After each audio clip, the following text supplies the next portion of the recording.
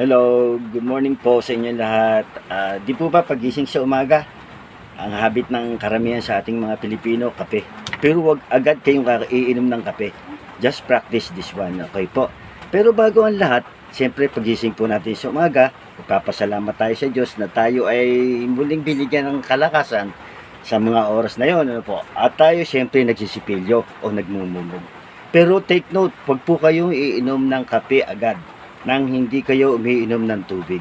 Inom po muna kayo ng tubig. Yung pong tubig na nanggaling sa pitchel o sa inyong jar. Wag po sa rep. Wag po sa gripo. Kasi po yung tubig sa gripo ay magdamag na nakatining ang tubig. Tapos iinom natin. Baka sumakit ang ating tiyan.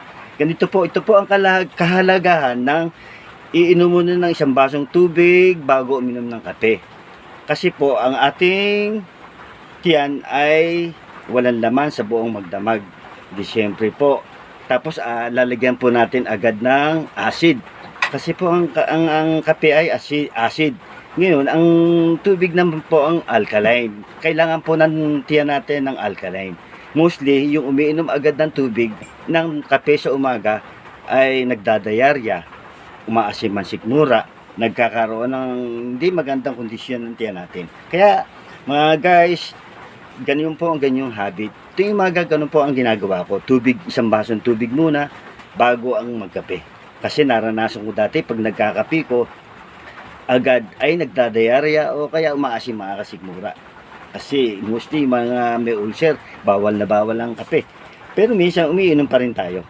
Pero ganun pa man, just practice ng isang basong tubig bago ang kape. O kahit nasabihin natin kakain tayo ng kanin o ulam, ay tubig muna po na normal. Napakalaking bagay sa ating health. Sige po, bye po.